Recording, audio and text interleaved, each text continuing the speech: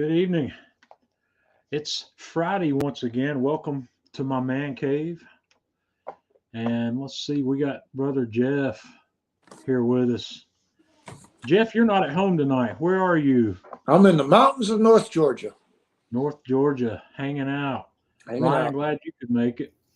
And my editor in chief, producer's back here with us, and it looks like her assistant is on the table there too. That's Lily, our cat. So happy Friday, everybody, and we're going to start off just like we do every Friday night. We're going to have a drink, and I'm going to get into this bottle of Buffalo Trace tonight in honor of our good friend Jeff. Jeff's scored some Buffalo Trace today, so we're going to have Buffalo Trace tonight. I'm going to have a nice pour of that. That bottle's getting kind of low. Scott Love, glad you could make it. My sister Margaret is with us tonight. Hey, Margaret. Tanya, what are you drinking up there? I am having ginger ale in my Ginger ale. beautiful Tar Heel Yeti. In the Tar Heel. Okay. Ryan says you're going to be looking for some cold up there, Jeff. It's all good. Mark, glad you could make it. And Laurie, cheers, everybody. That's my favorite part about Friday night is getting into the bourbon. Daryl's over in Oak Ridge. D. Barnett's coming in with us on the YouTube side tonight. Woodford Reserve in Denver. Okay. If you're drinking with us, leave me a comment. Let me know what you're drinking. And I always I go back through most of these comments after the live stream because I can't watch the live stream and pay attention to everything that's going on. William, glad you could make it. Ed, welcome aboard again. Russ is with us. Basil Hayden. Yep. Dan Webster, glad you could make it in tonight. Eric Smith, good to see you. We got a good crew here tonight. Growing. I haven't got that up yet, Margaret. I will. Ed, Milton, Georgia, good deal. Anthony, Basil Hayden as well. Good deal. Tanya, they're ragging on you, babe. I'm sitting here, Andrew. You better watch it, man. I'm gonna have to boot you. Those are fighting words. So, Randy, Frozen, West Virginia. All right. Craig's having a pina colada. All righty. Ryan's got some Four Roses going. I'm going to have a special guest on sometime this month. And we're going to do some, he's going to take us through some bourbon tasting. And we're going to be tasting some Four Roses. He's sending me some samples of some stuff. And we're going to have a Friday night where we talk about bourbon tasting. And I'll give you the information of that ahead of time. So if you want to try to get some Four Roses to taste along with us, that'll be available. And Chris is, as far as I can see, he's an expert on bourbon, and he'll be able to tell us a lot about this stuff. So Whistle Pig, Steve likes the rye whiskeys. So yeah, Whistle Pig's a rye. Milton, Georgia, Angel's Envy. I tried the Angel's Envy. I wasn't a huge fan. That it has a good taste, but the fact that it's aged in the port barrels, it changes the characteristic of that bourbon enough to me that it's far enough off of what I like in a bourbon that I'm not a fan. But the same thing happens to me when we're talking about beers that have been aged in whiskey barrels. I don't like that either. If I want whiskey, I want whiskey. If I want a bourbon, I want a bourbon. I don't want a beer that has bourbon notes to it, and I don't want a bourbon that has port wine notes to it. It's just a pet peeve for me. Andy, glad you could make it in here. All right, Jeff, what did you cook this week? Tanya, we're going to bring you back here in just a bit. Did you do some cooking this week? Oh yeah, for me, I did a keto shepherd's pie out on the bark, and also a new keto soup, and both of those were off the hook. I mean, they were definitely good. I saw both. I saw the pictures you had of both of those. I'm interested in looking at the definitely the shepherd's pie and probably the soup as well. I didn't do anything typically or particularly keto this week, except for tonight. Tanya and I had our crustless keto pizzas that I've shown you guys before. That's become kind of a Friday night thing here. We kind of enjoy doing that, and it's real quick and easy to put that together. I haven't been cooking them on the grill either. I've been cooking them in my Breville toaster oven. That thing's a beast, man. I really love that. Well, plus, I did my game day snacks. Yeah, Scott's having some Knob Creek 9. That's good bourbon. That is, once I get rid of most of this stuff that I've collected, Knob Creek is going to be my go-to Kentucky bourbon, and the Jack Daniel's Single Barrel Select is going to be my go-to Tennessee whiskey. I'm going to keep those here, and I'm going to settle to those two. I've got a bottle of Knob Creek Single Barrel up there, but it's the 120 proof. It's stiffer than I like to drink most of the time, but the 9 years what I'm going to keep on hand unless I can find, every now and then I can find that 12 year, and that was really good too, but I don't see it very often. A wine aged in a bourbon barrel. Russ, I've never had that either. I'm not a wine guy, so I don't know if I'd like it one way or the other. So Jeff's is at his cabin this weekend. What kind of cooking equipment have you got up there? A stove. A stove. A stove. You don't have a grill up there? No, they don't allow them. No. Yeah, one of the people burned one of the cabins down with a grill. Like a dummy, so they outlawed them. Well, we're gonna have to figure that one out. What about, I don't know. You might need one of these PK Go's and a folding table that you can set up outside. Would that be allowed? They won't allow anything that has an open fire. Oh man. Yeah, I know. Yeah, leave it to one person. Does a pellet grill have an open fire? Does what?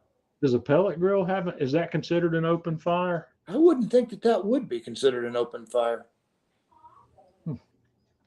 That's a thought. I would ask. I don't know. Maybe, I don't know. Anyway, I had a pretty good cook week. I got a lot of cool things done. Let's look at some pictures. I bought one of these monster Tomahawks at Sam's Club, and this month, February, I decided that our rub of the month was going to be the Atlanta Grill Company Himalayan Sherpa. So I'm going to be doing cooks this month that kind of feature that. And if you're not familiar with Himalayan Sherpa, what it is it is an exquisitely good salt, pepper, garlic blend. I believe the ingredients list on the bottle from first to last, it lists pepper as the first ingredient, granulated garlic, but then it lists two salts. It lists a Himalayan pink salt and a kosher salt. I don't have any idea what the ratios are in this recipe, but this stuff is good. It is as good or better than any salt, pepper, garlic blend I've ever used. And I remember when I got my first box of Atlanta Grill Company rubs with this in it, Tanya was ranting about the Himalayan Sherpa, how much she likes it. It's become kind of a seasonal. I don't want to call Himalayan Sherpa a rub because it's not like a rub. It's a seasoning, and this stuff, in my opinion, you should set this bottle on your dinner table and use it like you might use salt and pepper, and Yep. just use a little bit of that. It's that good. And the I wrote up a post about this on Atlanta Grill Company's Facebook page yesterday. If you want to read some of my thoughts on this, go check that out. But in terms of barbecue and grilling and proteins, the what I like to use Himalayan Sherpa on is beef. It it goes a long way. It goes. You can use it on pork. You can use it on any protein you want. You can use it on fish. You can use it on so many things. But I think this stuff shines on beef. So I'm going to focus kind of on beef this month. So I decided, Tanya and I were in Sam's Club last week, and I said they always have these big tomahawks there, and this one was huge. This one was bigger than I'm used to seeing. It weighed three and a quarter pounds, and it's 2.5 inches thick. And I said, we're going to do a reverse sear on this guy, and I'm going to use this new Worcestershire sauce that Atlanta Grill Company's carrying also. It's this Bear and Burton's W sauce. This stuff is next level. Jeff, have you tried this yet? No. Matter of fact, Is that the thing you thought about? that is the thing I thought about getting at Atlanta Grill Company. Okay, Jeff was at Atlanta Grill Company today, and he was just telling me before the show, he said there was something I wanted to get, and I can't remember what it was, and this was it. So swing by there on your way home and get some. This is a next level Worcestershire sauce, guys. I don't know how to describe this flavor that this stuff brings. Ryan, yep. Get this stuff while you're up there. You'll not regret it. But I wanted to do a Himalayan Sherpa, tomahawk, because you guys that follow me know I don't do reverse sear very often, but this is something I will do a reverse sear on. And as you know me well, I season my meat ahead of time. So I season this guy up with the Himalayan Sherpa, as you can see in this picture. But I use the W sauce kind of as a binder. I smeared the W sauce on the outside of this meat, just a thin layer of it, and then I put the Himalayan Sherpa on, and I put it on this quarter sheet that I've got a little rack that fits in, and put it in the refrigerator overnight to let that guy dry brine in the salt from the Himalayan Sherpa and the flavor from that W sauce overnight. And here's just a picture showing. It's not a very good picture, but this guy's 2.5 inches thick. It's a really hefty steak. And this is just another picture of it before it actually went back into the refrigerator. So the next morning, late in the morning, I pop this thing out, and this is what it looks like after it's been sitting in the fridge overnight. And I had preheated my bark, my Myron Mixon bark pellet grill up to 225-ish, and I stuck this steak in there and stuck a probe in it, and I wanted to slow smoke this thing up to an internal temperature of around 115, somewhere between 115 and 120, because I want to land this thing at medium rare when I'm done. And this monster took right out about 2 hours at 225 for me to bring that thing up to 115. So I was playing with the spark also. I used the spark to monitor this cook so I could play around with the spark's data logging capabilities. So I did all that and got some really nice results there. But this is about an hour in, and this is probably not much further in than that. It was close to an hour and a half on that second picture, but when I was getting close to having that guy ready to come off of the slow smoke, I decided to fire up the PK grill, the new PK Aaron Franklin model. So I got a chimney of charcoal going over there, and got these coals nice and hot, and tossed them in there. Yes, Scott, fridge to fire. That's how I always do it. And while the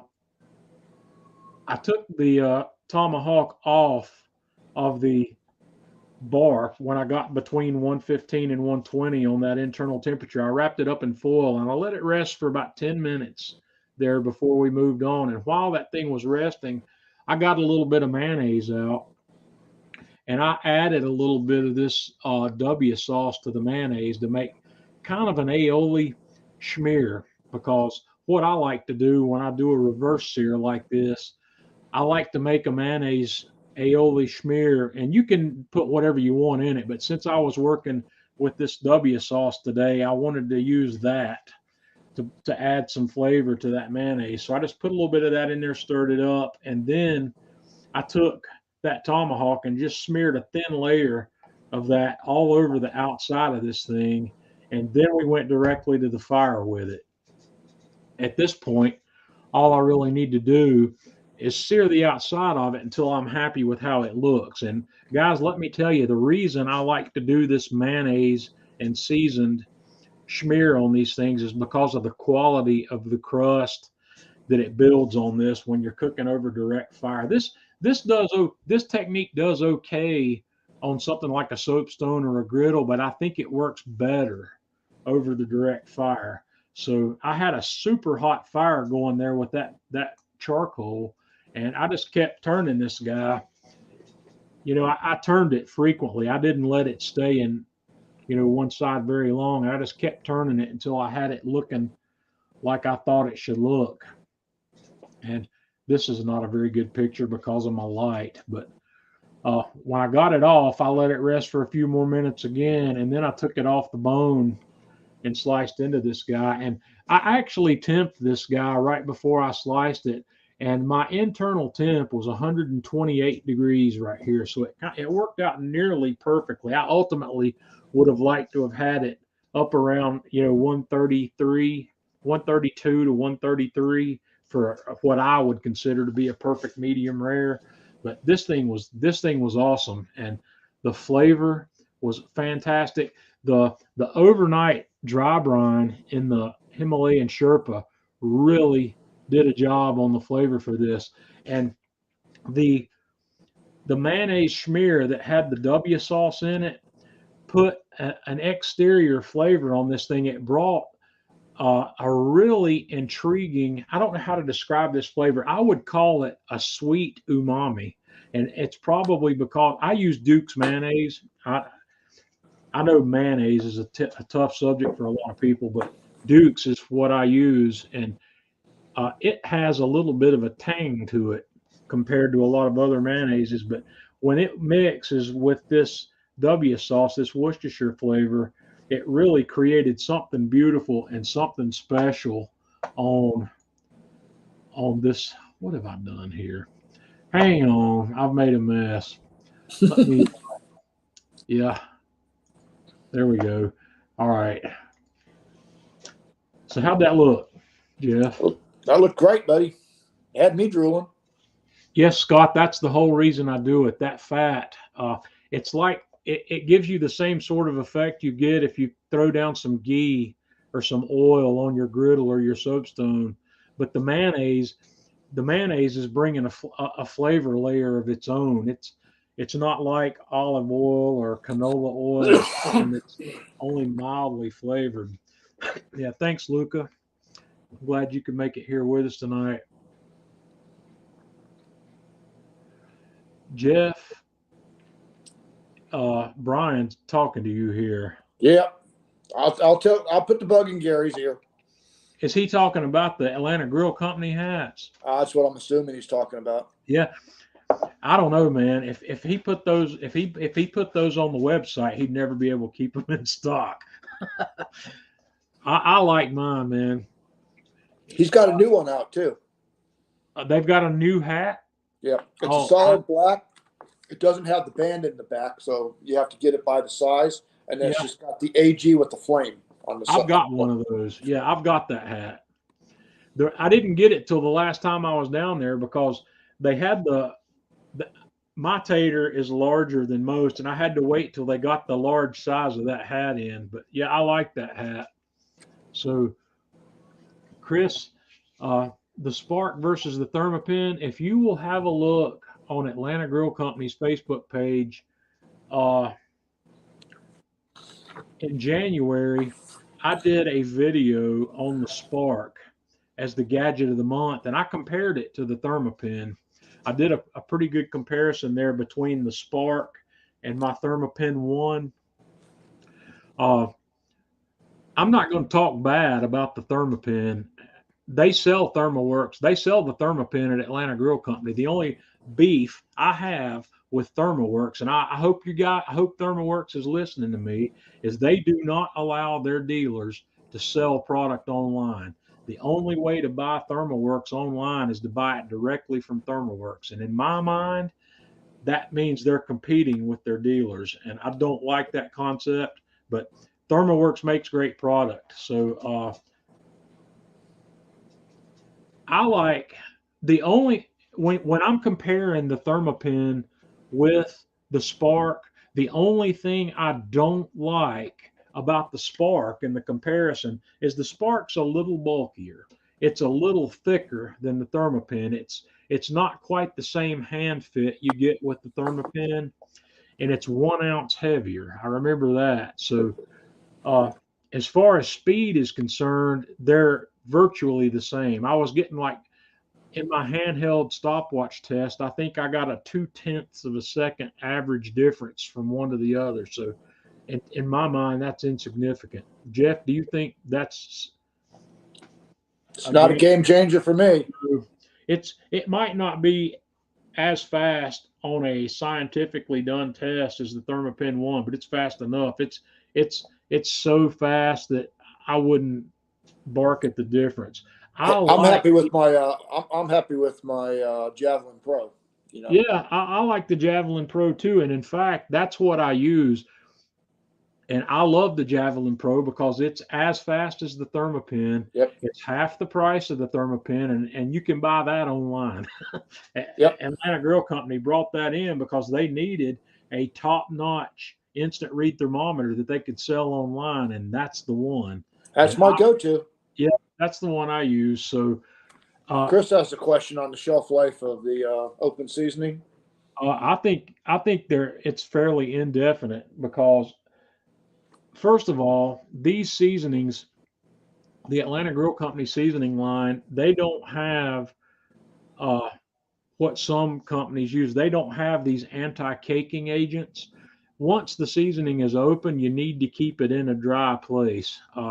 And I like to keep mine out of direct light as well because light can degrade seasonings just like oxygen can. But if the shelf life, I think, is indefinite, but sometimes they'll cake up if you're not using them frequently. And all I do when that happens, I shake them up or I dump them out. Sometimes I'll dump them out into a stainless steel mixing bowl and take a wooden spoon and smooth them out and then dump them back in the bottle if they've caked up. I've never had any of my Atlanta Grill Company seasonings go bad. And in fact, I've got an example right here of one. This prime is one that I use occasionally. I don't use this one this bottle of prime is about a year old, and it's down to about right here on, that's how much is still in there. But this stuff's caked up a little bit, but well, I can shake it, and that particular one comes loose. It doesn't really have anything in it that would cake. It doesn't have sugar in it. So the ones with sugar in them sometimes will cake worse than the ones that don't. But in my opinion is that if you buy any of these and it lasts you longer than 6 or 8 months, then you're not cooking enough. It's not the rub's fault. It's your fault. What do you think, Jeff? Hey, I agree. I mean, but right now I'm sitting on enough rub to choke a horse. Well, I just picked up a couple of weeks ago when I was down there. I picked up another box of the entire set because we're doing this rub of the month thing every month. I needed to have a fresh bottle of everything so I could make my photograph of it that I'm going to use when I do the rub of the month post. and make something to use in my video thumbnails when I'm highlighting one of these rubs. So we're going to highlight one of these Atlanta Grill Company rubs for a month for this entire year. We're going to do the sauces as well. Yeah. Well, and, I'm sitting on north of 40 bottles of rub right now. Yeah, I don't have that. I don't have that much, because right now, with a few minor exceptions, the only thing I have in my inventory here at the house right now is the Atlanta Grill Company stuff. I do have some lanes. I've got a couple of bottles. I've got some of the Scorpion rub. I've got a bottle of the Kunami, and I've got some of the SPF 53. I use that for a couple of very specific things, because this is one thing that's missing in the Atlanta Grill Company series, is they don't have one that's got quite the spice level that the SPF 53 has. So maybe, I don't know, I need to talk to Gary and Jason and see if they're thinking about expanding their line even further, because if they are, I've got a couple of suggestions, and one of them is going to be something that's spicier than anything they've got now. The volcano dust has ghost pepper in it, but that volcano dust is not a hot rub. Don't let that fool you.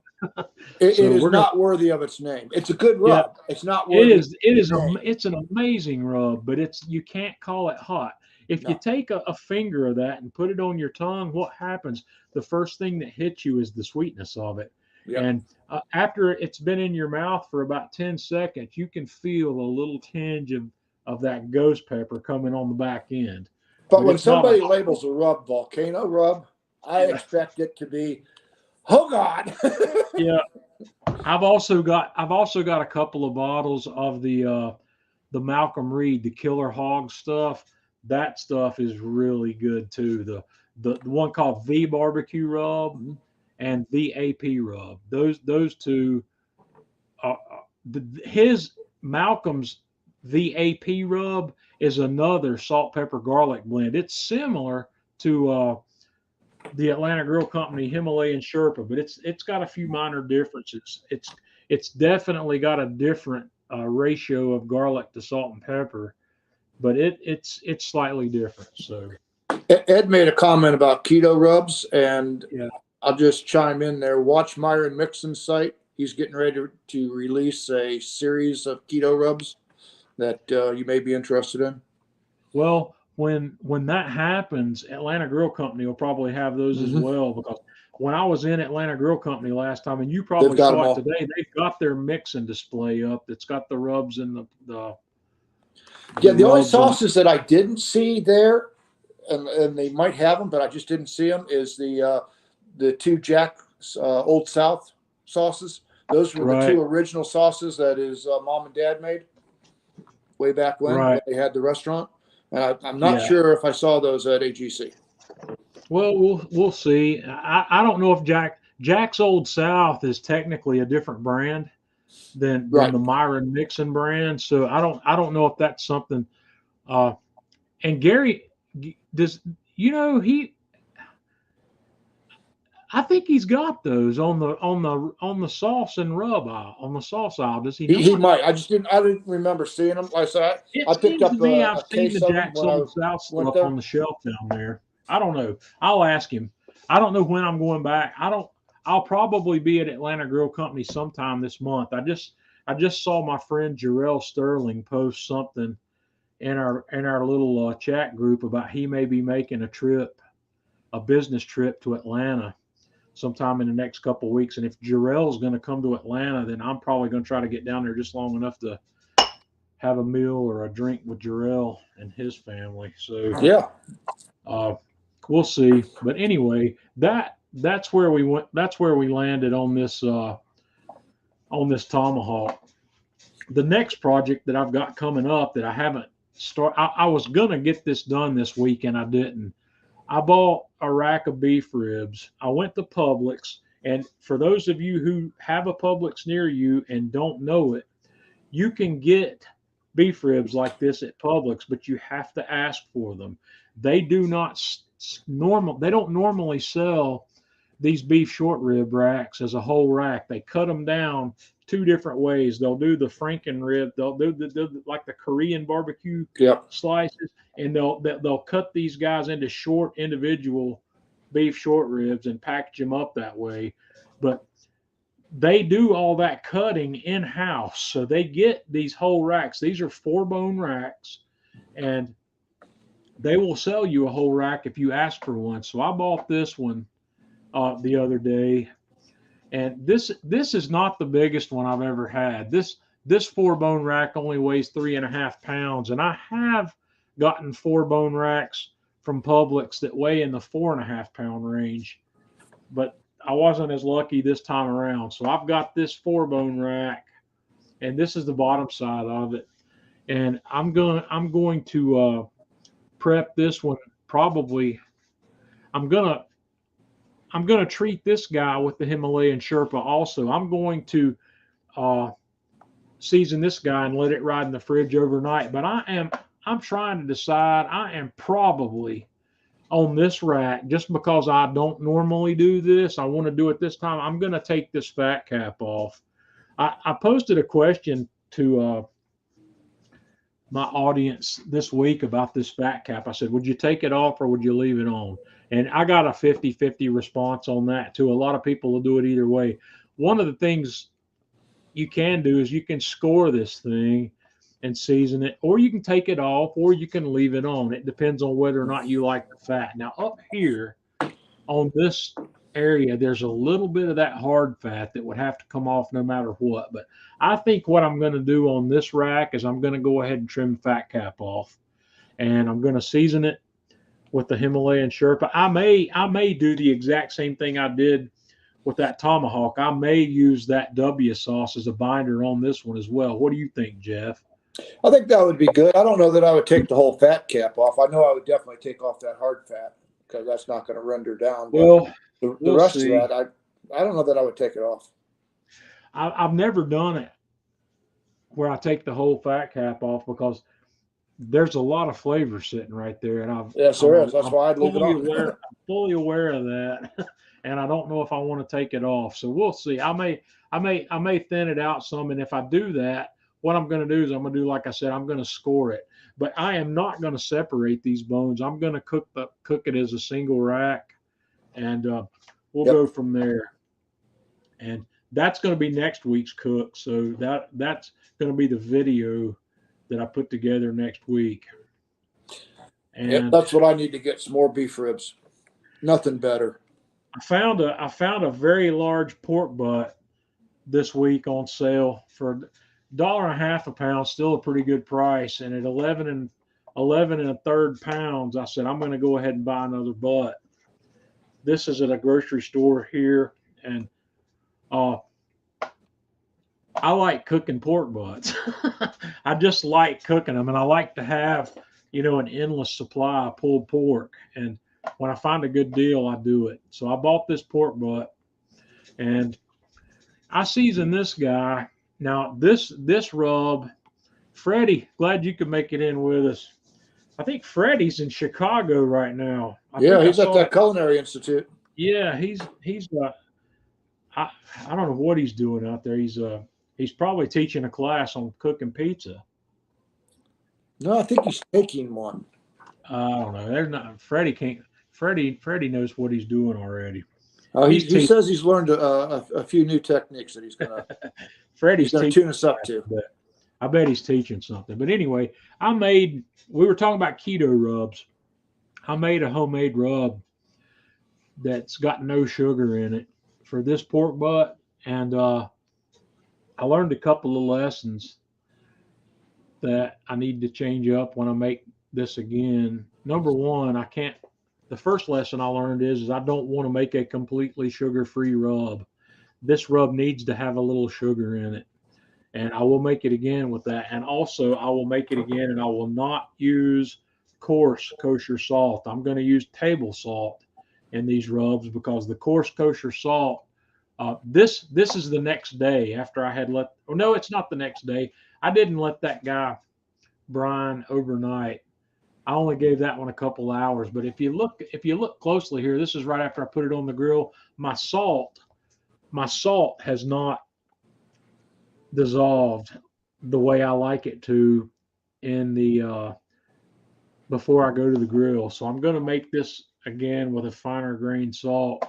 Hey, John, what's your thoughts on using sea salt rather than table salt?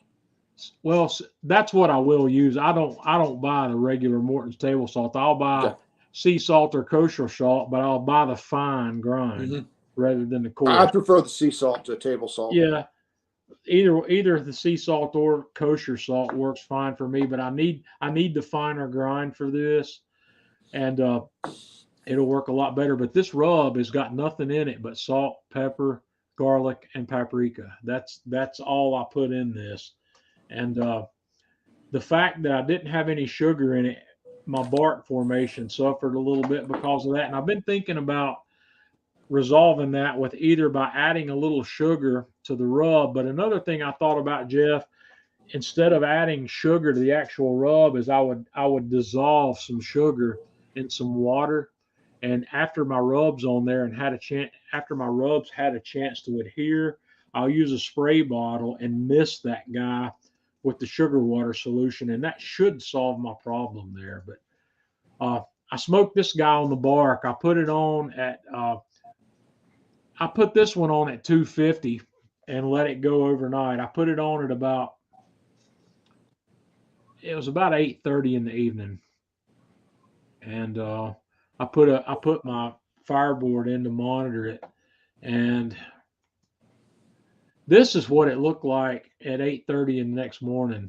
And if you look at my bark here, you can still see that I've got some large salt crystals on there that haven't done what they're supposed to do yet. This is another reason why I want to use a finer grain salt in a pork rub. I think that's a little bit heavy for and this, for what it's worth, is I use Diamond Crystal kosher salt when I buy kosher salt.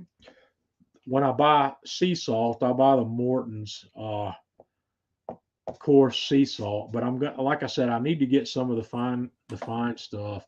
Yeah, Freddie, this mix and pellet grill's a beast. It's amazing. This is my 5th pellet grill, and so far I've cooked on this thing almost every day that I've had it so far, and everything is beyond my expectations. I'm really happy with it.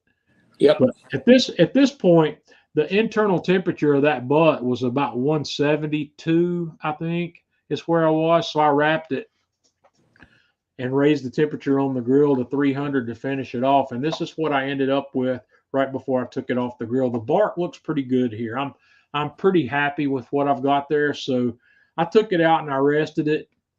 I went to the gym and came back, and this is after I've taken it out and getting ready to pull it. So I just yanked that bone out, and the bone comes out clean as a bone, no pun intended. And I pulled that guy apart. Look at that smoke ring. You can see I've got a nice smoke ring on that butt. And people talk about not being able to get a smoke ring out of a pellet grill. There's proof that they either don't know what they're doing or I don't know. But that made a huge mess of pulled pork. I parcel these things out in 1 cup. I get my stainless steel 1 cup measuring cup out, and I pack it with pulled pork and put it in vacuum seal bags. And I got 16 servings out of this. I made a couple of 2-serving bags that I'm giving to Tanya's mom and dad, and the rest of it, some of that's going to stay in my stash, and some of it's going to go to one of my mom's friends. But 16 servings for a butt that I paid, what was that thing, $16? That price tag was on that first picture. $16.84. That works out to about $1 a serving. But once again, that $1 a serving's kind of misleading because when you figure in my labor, it becomes about, I don't know, $7 or $8 a serving, Jeff. Is that about right? Yeah, about that. If Jeff had done it, it'd be $12 servings because then it would really be top notch. No. So no, John, with that bark smoker, you and I are cooking identical. That thing is it's a beast. Well, I'm learning. I'm learning some things. I'm trying to, what's and Jeff, in our community, in our circle of friends, what's the Mhm. biggest complaint about pellet grills? The smoke flavor of the ring. Not enough smoke, right? Yep. I've been thinking about this, and I think I've come up with a fix for that. Maybe, uh, like I said, I'm going to buy a brisket. I'm going to buy a brisket. I'm going to do those ribs next week, but the following week after that, I'm going to cook a brisket simply because I hadn't cooked a brisket in quite a while. I think I've got some ideas about not enough smoke. I think I've got an idea. I'm going to do a brisket, and it's going to be a learning experience for you guys and me both. But one of the things about pellet grills, I know this for a fact because this is my fifth pellet grill. Pellet grills, the smoke profile you get from a pellet grill goes downhill as the temperature goes up. Would you agree with me, Jeff? Yep. The higher temperature you're cooking, the less of a smoke flavor you get. And the reason for that is because that little fire pot that's burning in that pellet grill is burning a lot hotter with a lot more airflow to bring that temperature up to 300 degrees or 400 or wherever you're going to go with it.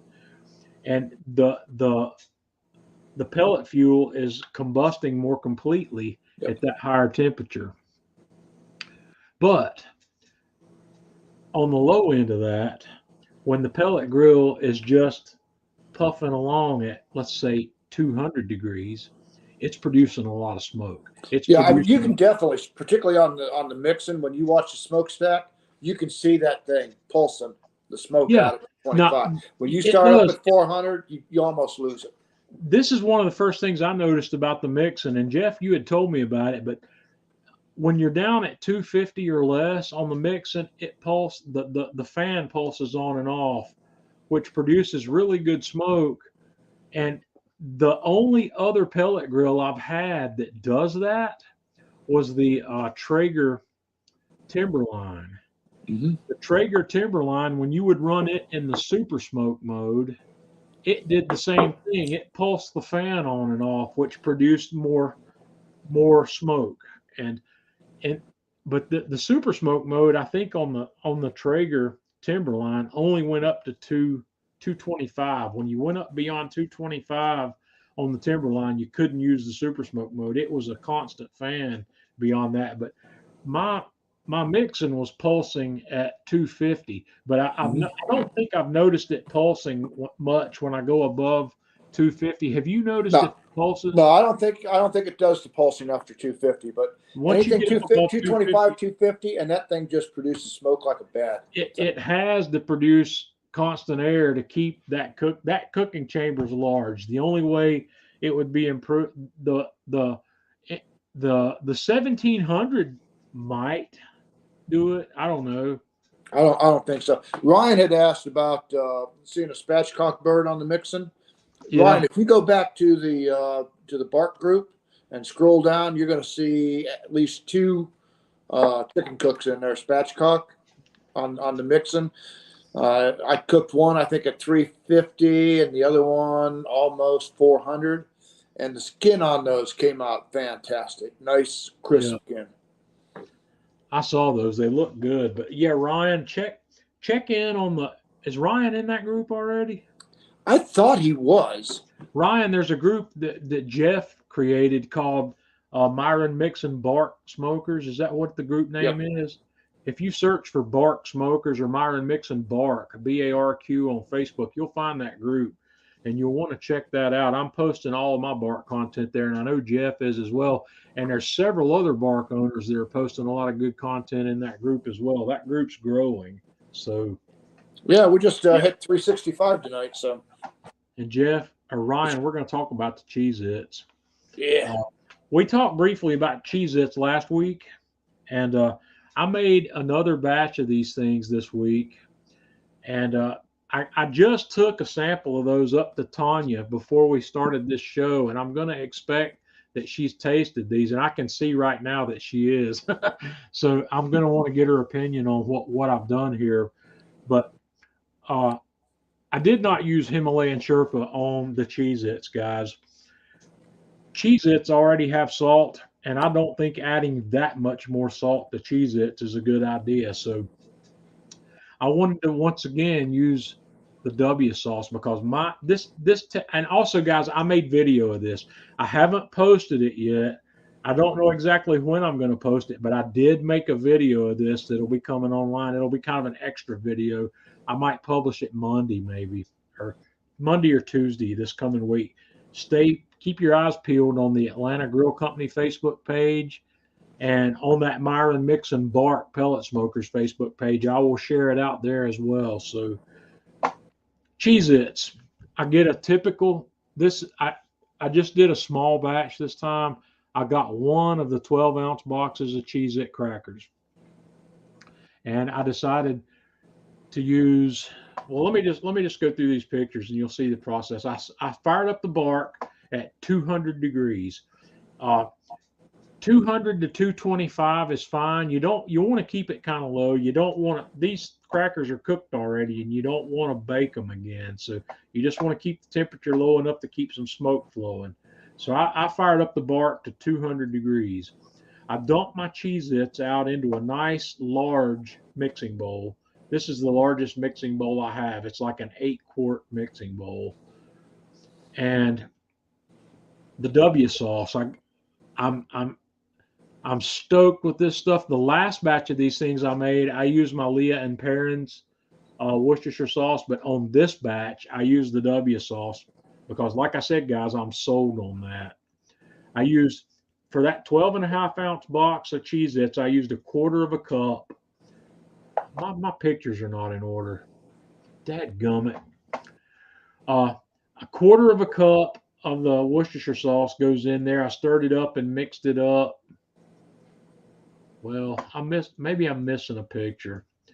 1/4 cup of that, stir it up and get them coated. Try not to break your crackers any more than you have to. It's probably best to do it by hand. And then 1/2 cup of extra virgin olive oil. And then stir them again and get that olive oil coated on there after you've done the Worcestershire sauce. And then I took 1/4 cup of this Argentina steak. I wish I had set that bottle over here where I could. Here we go.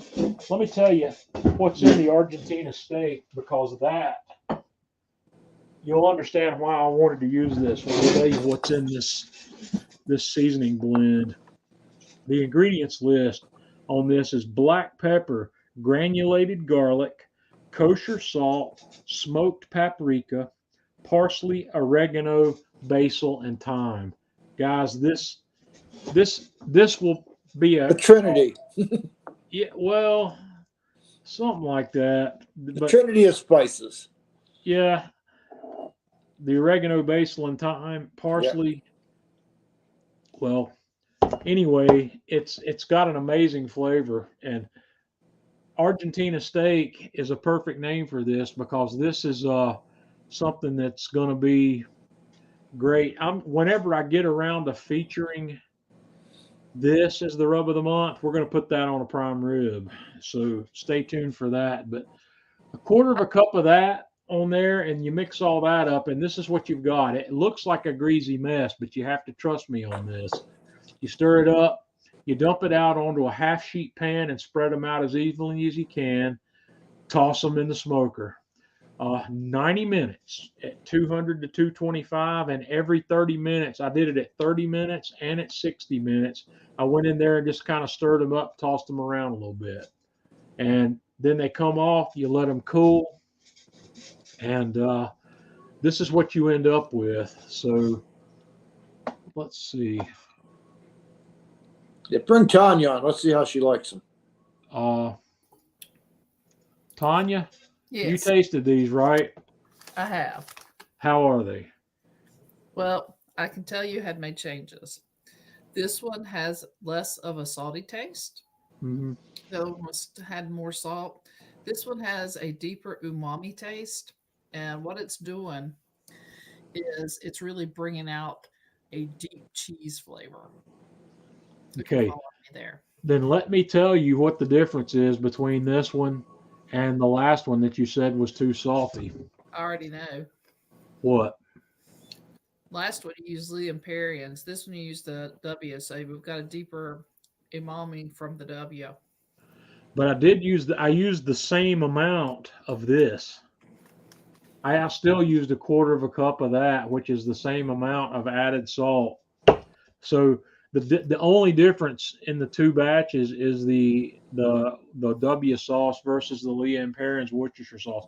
This W sauce, I don't know how to describe it because it has the umami that you expect from Worcestershire sauce, but there's some sort of mild sweetness in there that I don't know how to describe it because it's not like anything else I've ever had.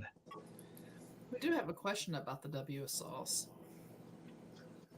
What are the ingredients of the Baron Burton sauce? Hank, Atlanta Grill Company's got it. Let me grab the bottle and I'll tell you what the ingredients are.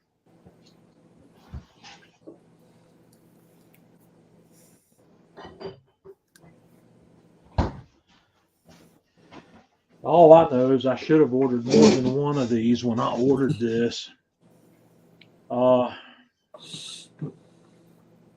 Ingredients. Here we go. Distilled white vinegar, brown sugar. Okay, we got I told you, I said there's a sweetness. There it is. Okay, distilled white vinegar, brown sugar, diced tomatoes, onions, salt, assorted spices. I hate it when they do that. Fresh garlic, cayenne, habanero pepper, fresh anchovy, and xanthan gum. So that kind of explains to you guys. Jeff, I'm going to minimize you guys down here for a minute so I can show this. This is a sauce. This is not a dark, clear sauce like your typical Worcestershire sauce. This looks more like a thin steak sauce. It's not runny. It's got some consistency to it that your typical Worcestershire sauces don't have. And Hank, Atlanta Grill Company's got it in stock. So I don't know where else you buy this. I haven't looked, but when I saw Atlanta Grill Company post that they had this, I said, well, I'm just gonna order a bottle. So I added it to my next order, and I think next time I'm down there, I'm probably gonna get 4 more of these at least. So Tanya, did you taste the habanero peppers in that or not? You don't. No, that's. Well, I'll tell you what. Let me get a finger of this thing here. The problem with it right now is it's cold. When I'm working with this stuff, like I want it to be at room temperature, but this is cold. There might be a little sneaky kick at the back, maybe. I don't find any heat to it, but like I said, I told you I hadn't looked at the ingredients until Hank just asked about it, and that's odd for me. I normally do. I don't know. Right now, I'm feeling a little bit of that heat from just tasting it by itself, not with something else. It's there, but it's really out there in the distance. It's not a forefront thing at all. It's really in the background. I mean, it's Cool. It's kind of there, but it's really in the background. That stuff's something else. So that's definitely something you guys want to try. And Hank, like I said, I don't know where else to get it. Atlanta, there's a website on the bottle called www.thewsauce.com. That would be the company's website, thewsauce.com. There's a little story on the bottle. I'm not going to bore you with that, but there's a little information there. This is it's really good. I'm so impressed. The only there are some situations maybe where I'm still going to need to keep my Leah and parents on hand because this is not since it does have texture that you don't have in a typical Worcestershire sauce. There's going to be cases where you're going to want that non-textured Worcestershire sauce as well if you don't want to add texture to something that you're going to add that to. But most of the things that I use it for, I'm gonna I love it. I found a new a new friend. A new friend. That's what I was going to say. You found a new friend, John. Yeah, I'm super stoked with that stuff. And the only thing I'm disappointed, I'm gonna have to talk to Gary and Jason. I'm disappointed that they when they got this, they didn't pick up the phone and call me and say, Johnny, you need to check this out.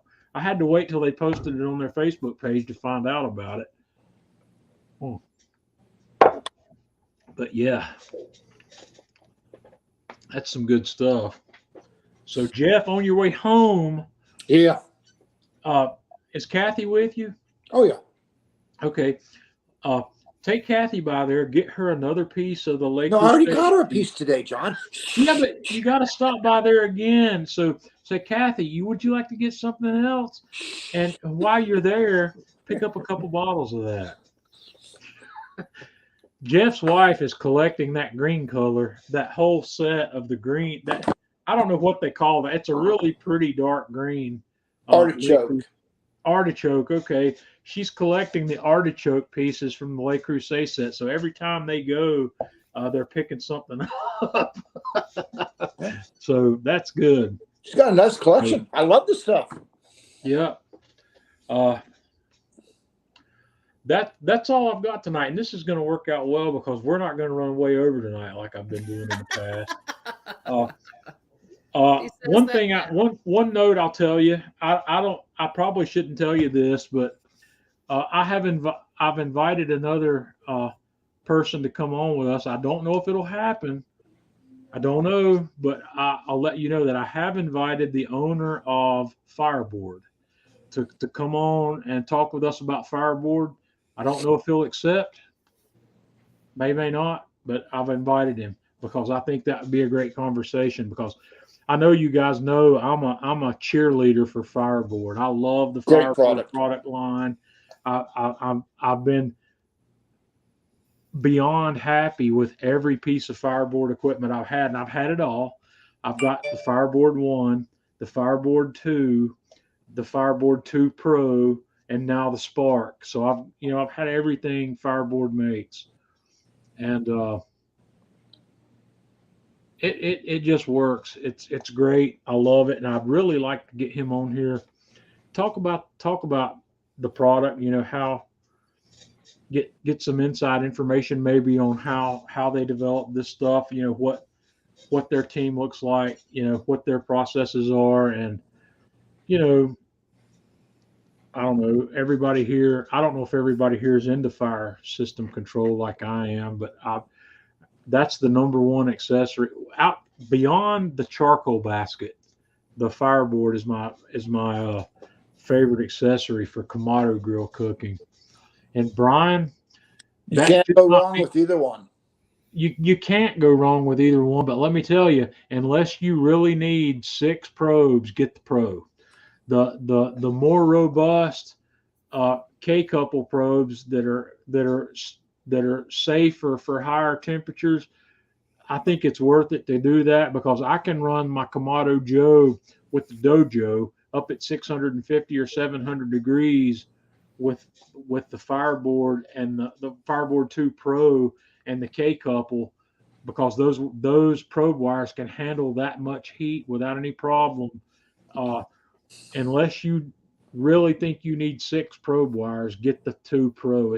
I know it's $50 more. It is more expensive, but you're buying some added durability at the same time. So think about that. Peter, I'm glad you enjoy. I love doing this too, man. I didn't know if I was going to like doing this, but it's something I look forward to every week. I really do, and I'm glad you guys enjoy it as well because if you weren't enjoying it, and I couldn't see that if I only had 6 people up here watching, we've been going an hour now, and I'm seeing 46 people out there, so that's pretty good. Margaret, glad you could join us tonight. Margaret got a load of my pulled pork this week. I cooked the whole butt for her and packaged it out just like I told you I'd do it. Plus a turkey. I broke down a turkey. Actually, that was from my mom. Got the turkey for them, and I cooked it. I smoked it and broke it down into. I think I went 6 pieces. I left the legs and the thighs together, and broke the breast and the wings down. She's got turkey and pulled pork. Ryan, glad you could make it. Scott, maybe we need to talk to Scott about coming on here. Maybe we could have a conversation about Shun and Jura. Talk about those 2 things. Maybe we'll get Scott to come on. Shun's got some new stuff coming out that I'm interested in seeing. Scott was telling me about. Scott, so, they need to bring out more in the blonde line. Yeah, I think he said they were. So I need a brisket slicer in blonde. Okay. What watch are you wearing? Are you serious? This is a Garmin Instinct is what this is called. When I got back into exercise, when I was running before, when I lost all that weight before I got fat again, I had a Garmin watch that I was using for that, and I really loved the Garmin platform better for running, and I'm trying to get back into running, so I took the Fitbit off and went back to Garmin. It's called a Garmin Instinct, and I'm really happy with it. It's a sports watch that has GPS, and it integrates with the Garmin Connect app that you can run on your phone or your tablet, and the Garmin Connect website as well. It's you guys know me. I'm a data and numbers geek, and the Garmin feeds that. The Garmin feeds that very well. It feeds that whole OCD. And then we take the data and numbers and we throw it into a database and we whip it all around, right, John? Yeah, I don't do that. I have not exported the data. Now, I can export data from that, but I have not gone that far with it because that app and that website shows me what I want to see without me needing to do that. They said these guys are going to want to see that information, so we're just going to do it for them. They give me everything I want. I can look at pretty graphs and charts and everything else in the app and on the website. So, y'all just have no idea. You just have no idea. Tanya knows I'm a number geek. I bore Tanya to tears sometimes talking about numbers and data. I can see Tanya's eyes glazing over sometimes when I'm talking to her, and then I say, I just look at her and say, I wouldn't tell you all that if I didn't love you, right? And I just, in the back of my mind, of thinking that, thank God I went to a high school that had no interior walls, so that I have perfected I'm really interested in what you're saying. Look, well, I'm thinking something completely different. Yeah. All right. Well, we're going to wrap up. Like I said, I don't want to run extreme. We ran way long last week, and I want to make up for it this week. So we'll see what happens. Like I said, Chris, I've got my friend Chris that's going to come on. We're going to have a session about bourbon tasting. I'm really looking forward to that because this guy can tell me more about what I'm tasting than I can figure out on my own, and it'll be really nice.